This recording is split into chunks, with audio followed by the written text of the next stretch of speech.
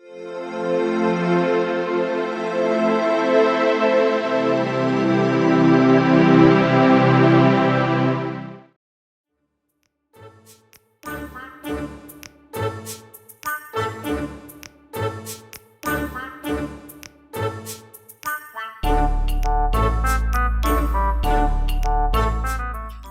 শ্রোতা বন্ধুরা, আশা করি সবাই ভালো আছেন। আপনাদের সবাইকে আরও একবার শ্রবণ সঙ্গী পডকাস্ট চ্যানেলে স্বাগত। আজ আপনাদেরকে এমন একজন বাঙালি লেখকের গল্প শোনাবো যিনি সাহিত্য জগতে পরশুরাম ছদ্মনামে সুপরিচিত। হ্যাঁ, ঠিক ধরেছেন, রাজশেখর বসু। হাস্যরসে বাংলা সাহিত্যকে এক বিশিষ্ট উচ্চতায় নিয়ে গিয়েছিলেন রাজশেখর বসু। আজ তারই লেখা একটি হাস্যরসাত্মক গল্প আপনাদেরকে শোনাই। গল্পের নাম রাজভোগ। ও হ্যাঁ, যারা এখনো পর্যন্ত এই চ্যানেলটিকে লাইক আর সাবস্ক্রাইব করেননি তারা অবশ্যই লাইক আর সাবস্ক্রাইব করে নিন। চলুন তবে শুনে নি রাজশেখর বসুর লেখা রাজভোগ।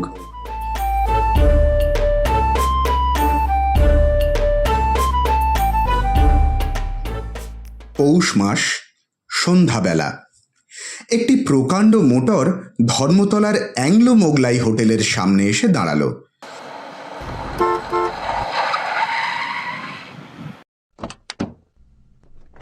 মোটরটি সেকেলে কিন্তু দামি। চালকের পাশ থেকে একজন চোপদার জাতীয় লোক নেমে পড়ল। তার হাতে আশা সোঁটা নেই বটে, কিন্তু মাথায় একটি জরি দেওয়া জাঁকালো পাগড়ি আছে, তাতে রূপোর তকমা আঁটা। পরনে ইজের চাপকান, কোমরে লাল মখমলের পেটি, তাতেও একটি চাপরাস আছে। লোকটি তার প্রকাণ্ড গোঁফে তা দিতে দিতে সগর্বে হোটেলে ঢুকে ম্যানেজারকে বললে, পাতিপুর কা রাজ বাহাদুর আয়ে হ্যাঁ।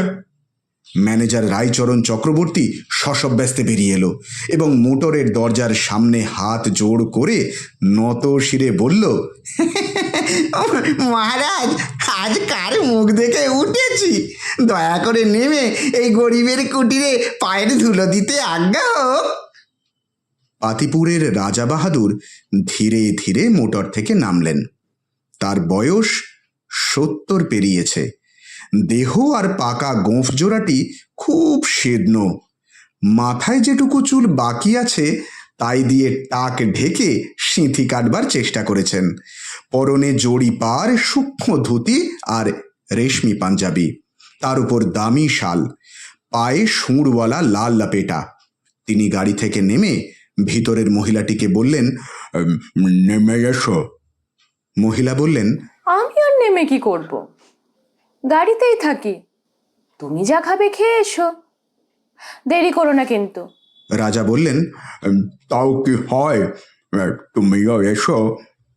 রায়চরণ কৃতাঞ্জলি হয়ে বললে, নামতে আজ্ঞা হোক রানীমা, আপনার শ্রীচরণের ধুলো পড়লে হোটেলের বরাত ফিরে যাবে। মহিলাটি বোধহয় সুন্দরী ও যুবতী, কিন্তু ঠিক বলা যায় না। তার সজ্জা আর প্রসাধন এমন পরিপাটি যে রূপ যৌবনের কতটা আসল আর কতটা নকল তা বোঝবার উপায় নেই। তিনি গাড়ি থেকে নামলেন। রায়চরণ বিনয়ে কুঁজো হয়ে সামনের দিকে জোর হাত নাড়তে নাড়তে পথ দেখিয়ে রাজা বাহাদুর ও তার সঙ্গিনীকে ভিতরে নিয়ে গেল এবং হেঁকে বললে, এই শিগগির রয়্যাল সেলুনের দরজাটা খুলে দে। হোটেলের সামনের বড় ঘরটিতে বসে যারা খাচ্ছিল তারা উদ্গ্রীব হয়ে মহিলাটিকে দেখে ফিস ফিস করে জল্পনা করতে লাগলো। একজন চাকর তাড়াতাড়ি এসে একটা কামরা খুলে দিল। ছোট খোপ, রং করা কাঠের দেওয়াল, মাঝে একটি টেবিল এবং দুটি গদি আঁটা চেয়ার। টেবিলটি সাদা চাদরে ঢাকা। দিনের বেলায় তাতে হলুদের দাগ দেখা যায়। এই কামরার পাশেই পর্দার আড়ালে আর একটি কামরা, তাতে এক সেট পুরনো কৌচ ও সেটি এবং একটি ছোট টেবিল, তার উপর 3-4টি গত সালের মাসিক পত্রিকা। দেওয়ালে কয়েকটি সিনেমা তারার ছবি খবরের কাগজ থেকে কেটে এঁটে দেওয়া হয়েছে। দুই মহামান্য অতিথিকে বসিয়ে ম্যানেজার রায়চরণ বললে, হুজুর, আজ্ঞা করুন, কি এনে দেব? রাজা বাহাদুর সাগ্রহে বললেন, তোমার কি কি আছে শুনি? রায়চরণ বললে, আগে 3 রকমের পোলাও আছে, ভেটকি মাছের, মটনের আর পাঁঠার। কালিয়া আছে, কোরমা আছে, কোপ্তা আছে, মটন চপ, চিংড়ি কাটলেট, ফাউল রোস্ট, ছানার পুডিং। হুজুরের আশীর্বাদে আরো কত কি আছে। রাজা বাহাদুর খুশি হয়ে বললেন, বেশ বেশ, অতি উত্তম। আচ্ছা ম্যানেজার, তোমাদের এখানে বিরিয়ানি পোলাও হয়? হয় বই কি হুজুর, নিশ্চয়ই হয়। ঘন্টাখানিক আগে অর্ডার পেলেই করে দিতে পারি। আমি 3 বছর দুম্বাগড়ের নবাব সাহেবের রসোই ঘরে সুপারিনটেন্ডেন্ট ছিলাম কিনা, সেখানেই সব শিখেছি। খুব খাইয়ে লোক ছিলেন নবাব সাহেব। এ বেলায় 1 দুম্বা, ও বেলায় 1 দুম্বা। বাবুর্চিদের রান্না তার পছন্দ হতো না। আমি তাদের কায়দার অনেক উন্নতি করেছি। তাই জন্যই তো নবাব বাহাদুর খুশি হয়ে নিজের হাতে ফার্সিতে আমাকে সার্টিফিকেট লিখে দিয়েছেন। দেখবেন হুজুর। না না, থাক থাক। আচ্ছা, তোমার কায়দাটা কিরকম শুনি? বিরিয়ানি রান্নার ওই তো ওই 1 নম্বর বাসমতি চাল, এখন তার দাম 5 টাকা সের। হ্যাঁ, খাঁটি গাওয়া ঘি, ডুমো ডুমো মাংস, বাদাম, পেস্তা, কিশমিশ এবং হরেক রকমের মশলা, গোলাপ জলে গোলা খোয়া ক্ষীর, মৃগনাভি, এই সিকিরতি, 10 ফোঁটা ওডিকোলন। আলু কিন্তু একদম বাদ। হ্যাঁ, আর এই এই চাল আর মাংস প্রায় সিদ্ধ হয়ে এলে তার উপরে 2 মুঠো পেঁয়াজ ওই কুচি মুচমুচি করে ভেজে ছড়িয়ে দিই, তারপর দমে বসাই। খেতে যা হয় না হুজুর, কি আর বলবো। রাজা বাহাদুরের জিভে জল এসে গেল। সুত করে টেনে নিয়ে বললেন, চমৎকার। আচ্ছা, স্বামী কাবাব জানো? হুজুরের আশীর্বাদে মোগলাই, ইংলিশ, ফ্রেঞ্চ হেন রান্না নেই যাই রাইচরণ চক্রবর্তী জানে না। ওই মাংস পিষে তার সঙ্গে ছোলার ডাল বাটা আর পেস্তা বাদাম মেশাতে হয়। তাতে আদা, হিং, পেঁয়াজ, রসুন, গরম মশলা ইত্যাদি পড়ে। তারপর চ্যাপটা লেচি গড়ে চাটুতে ভাজতে হয়। এই হলো স্বামী কাবাব। ও খেতে যা হয় হুজুর, তার বলবার কথা নয়। রাজা বাহাদুর আবার সুত করে জিভের জল টেনে নিলেন। তারপর বললেন, আচ্ছা রাইচরণ, রোগন জুস তুমি জানো? মহিলাটি অধীর হয়ে বললেন, আহ, ওসব জিজ্ঞেস করে কি হবে? যা খাবে তাই আনতে বলো না। রাজা বাহাদুর বললেন, ব্যস্ত হও কেন? খাওয়া তো আছেই, আগে একবার রাইচরণকে বাজিয়ে নিচ্ছে। রায়চরণ বললে, বাজাবেন বই কি হুজুর, নিশ্চয়ই বাজাবেন। ওই রোগন জুস হচ্ছে। মহিলাটি আস্তে আস্তে উঠে পাশের কামরায় গিয়ে মাসিক পত্রিকার পাতা উল্টাতে লাগলেন। রোগন জুস হচ্ছে খাসি অথবা ওই দুম্বার মাংস, শুধু ঘিয়ে সেদ্ধ, জল একদম বাদ। বাড়ি পোস্টাই হুজুর। 7 দিন খেলে ওই লিক লিকে রোগা লোকেরও গায়ে গতি লেগে বুড়ি গজায়। ও বাবা, না তুমি তো অনেক রকমের জানো দেখছি। হ্যাঁ, আচ্ছা, ওই ওই মুরগ মশালাম তৈরি করতে পারো? নিশ্চয়ই পারি হুজুর। 1 ঘন্টা 3 আগে অর্ডার দিতে হয়। অনেক লট ঘটি কিনা, বাবুর্চিদের চাইতে আমি ঢের ভালো বানাতে পারি। হ্যাঁ, আমি নতুন কায়দা আবিষ্কার করেছি।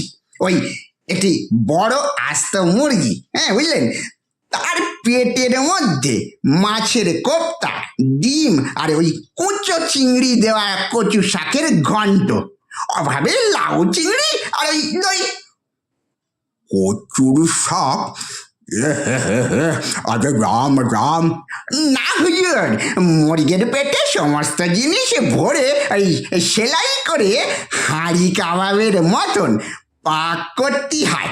সুসিদ্ধ হয়ে গেলে মুরগি কুচো, চিংড়ি কচুর শাক, দই আর সমস্ত মশলা মিশে গিয়ে এক হয়ে যায়। খেতে যা হয় তার কি বলবো হুজুর। রাজা বাহাদুর এবারে আর সামলাতে পারলেন না, খানিকটা নাল টেবিলে পড়ে গেল। একটু লজ্জিত হয়ে রুমাল দিয়ে মুছে ফেলে বললেন, ও হে রায়চরণ, উত্তম সর ভাজা খাওয়াতে পারো? হুজুরের আশীর্বাদে কি না পারি। সর ভাজার রাজা হলো গোলাপি গাই দুধের সর ভাজা। নবাব সিরাজদৌল্লা খেতেন, কিন্তু ওই 10 দিনের সময় চাই মহারাজ। হ্যাঁ, আর ওই শখানেক টাকা মঞ্জুর করলেই হবে। গোলাপি রঙের গরু হয় নাকি? হ্যাঁ, না হুজুর, একটি ভালো গরুকে 7 দিন ধরে সেরেফ ওই গোলাপ ফুল, গোলাপ জল আর ওই মিচিরি খাওয়াতে হবে, বুঝলেন? ওই খড় ভুসি জল একদম বারণ। তারপর সে যা দুধ দেবে তার রং হবে গোলাপি আর খোসবা একেবারে ভুরুর করবে। সেই দুধ ঘন করে তার স্বর নিতে হবে, আর সেই দুধ থেকে তৈরি ঘি দিয়েই ভাজতে হবে। রসে ফেলবার দরকার নেই, আপনি মিষ্টি হবে। গরু মিচড়ি খেয়েছে কি না, সে যা জিনিস, অমৃত আর কোথায় লাগে হুজুর। কেষ্টনগরের কারিগররা তা দেখলে হুতো সে গলায় দড়ি দেবে। কিন্তু অত গোলাপ ফুল খেলে গরুর পেট ছেড়ে দেবে না? রায়চরণ গলার স্বর নিচু করে বললেন, কথাটা কি জানেন মহারাজ? গোলাপ ফুলের সঙ্গে খানিকটা সিদ্ধি বাটাও খাওয়াতে হয়, তাতে গরুর পেট ঠিক থাকে আর সর ভাজাটিও বেশ মজাদার হয়। ও চমৎকার চমৎকার। এইবার হুজুর আজ্ঞা করুন, তাহলে কি কি খাবার আনবো? আমি নিবেদন করছি কি, আজ আমার যা তৈরি হয়েছে সব কিছু কিছু খেয়ে দেখুন। হ্যাঁ, ভালো জিনিস, নিশ্চয়ই আপনি খুশি হবেন। এরপরে একদিন অর্ডার করে পছন্দ মতন জিনিস তৈরি করে হুজুরকে খাওয়াবো। আচ্ছা রায়চরণ, তোমার এখানে পাতি লেবু আছে? আছে বই কি, নেবু হলো পোলাও খাবার অঙ্গ। একটি আর্জি আছে মহারাজ। আজ ভোজনের পর হুজুরকে একটি শরবত খাওয়াবো, হুজুর তার হয়ে যাবেন একদম। কিসের শরবত? তবে বলি শুনুন মহারাজ, আমার একটি দুঃসম্পর্কের ভাগ্নে আছে, তার নাম কানাই। সে বিস্তর পাশ করেছে, নানা রকম দ্রব্যগুণ তার জানা আছে। শরবতটি সেই কানাই ছোকরারই পেটেন্ট। সে তার নাম দিয়েছে কি জানেন? চাঙ্গায়নী সুধা। বছর 2 আগে কানাই হুন্ডাগড় রাজ সরকারে চাকরি করত। কুমার সাহেব তাকে খুব ভালোবাসতেন। কুমারের খুব শিকারের শখ। একদিন তার হাতিকে বাঘে ঘায়েল করলো। হাতির ঘা 1 দিন মধ্যেই সেরে গেল, কিন্তু তার ভয় গেল না। হাতি নড়ে না, ডাঙস মারলেও ওঠে না। কুমার সাহেবের হুকুম নিয়ে কানাই হাতিকে সেরটা ওই চাঙ্গায়ানি সুধা খাওয়ালো। পরদিন ভোরবেলা হাতি চাঙ্গা হয়ে পিলখানা থেকে গট গট গট গট করে হেঁটে চললো। জঙ্গল থেকে একটা শাল গাছের রলা উপড়ে নিলে পাতাগুলো খেয়ে ডান্ডা বানালে, তারপর পাহাড়ের ধারে গিয়ে সুর দিয়ে সেই ডান্ডা ধরে বাঘটাকে দামাদাম পিটিয়ে মেরে ফেললে। কুমার সাহেব খুশি হয়ে কানাইকে 500 টাকা বকশিস দিলেন। এই বলো কি, শরবতে আবার হুইস্কি টুইস্কি আছে নাকি? হ্যাঁ, আমার কিন্তু ওসব চলে না। কি যে বলেন হুজুর, কানাই ওসব ছোঁয় না, অতি ভালো ছেলে, সিগারেটটি পর্যন্ত খায় না। চাঙ্গায়নি সুধায় কি কি আছে শুনবেন? 20টা কবরেজি গাছগাছড়া, 20 রকম ডাক্তারি, আরো 20 দফা হেকিমি দাওয়াই, হিরে ভস্য, সোনা ভস্য, মুক্ত ভস্য, রাজ্যের ভিটামিন আর ওই পুয়াটক ইলেকট্রিক, এই সব মিশিয়ে চোলাই তৈরি করতে হয়। খুব দামি জিনিস। কানাই আমাকে ওই হাফ প্রাইস 50 টাকায় 1 বোতল দিয়েছে। মামা বলে ভক্তি করে কি না। দোহাই হুজুর, আপনাকে দোহাই, আজ একটু খেয়ে দেখবেন। সে হবে। এখন আচ্ছা রাইচরণ, তুমি বার্লি রাখো। রাখি হুজুর, ছানার পুডিংয়ে দিতে হয়, নইলে আট হয় না। এইবার তবে হুজুরের জন্য খাবার আনতে বলি।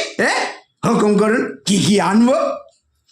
এক কাজ করো, 1 কাপ জলে 1 চামচ বার্লি সিদ্ধ করে নেবু আর একটু নুন দিয়ে নিয়ে এসো।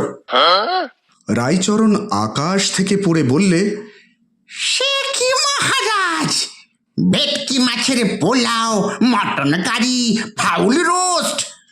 রাজা বাহাদুর হঠাৎ অত্যন্ত খাপ্পা হয়ে বললেন, তুমি তো সাংঘাতিক লোক। হ্যাঁ, আমাকে মেরে ফেলতে চাও নাকি? হ্যাঁ, আমি বলে গিয়ে 3টি বছর ডিসপেপসিয়ায় ভুগছি, কিচ্ছু হজম হয় না, সব বারণ।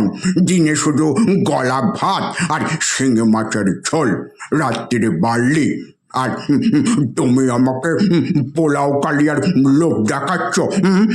কি ভয়ানক খুনের লোক।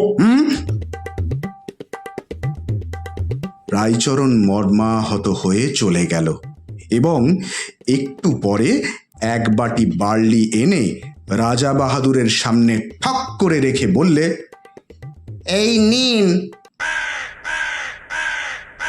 তারপর রায়চরণ পর্দা ঠেলে পাশের কামরায় গিয়ে মহিলাটিকে বললেন, রানীমা, আপনার জন্য একটু ভেটকি মাছের পোলাও, মটন কারি আর একটু ফাউল রোস্ট আনি। খেপেছেন?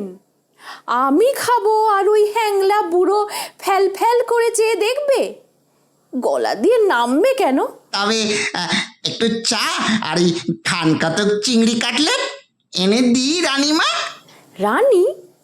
রানী ফানি নই, আমি নক্ষত্র দেবী। স্টুডিও ফেরত আর একদিন আসবো, এখন তখন ডিরেক্টর হাদুবাবুকেও নিয়ে আসবো।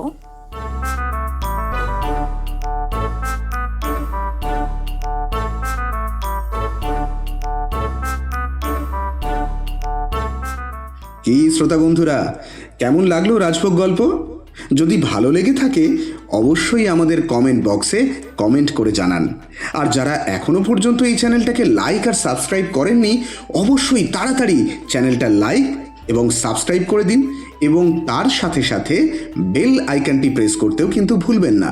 তাহলে ওই কথাই রইল, জানান আপনাদের মূল্যবান মতামত আমাদের কমেন্ট বক্সে। অপেক্ষায় রইলাম, চলি তাহলে আজ।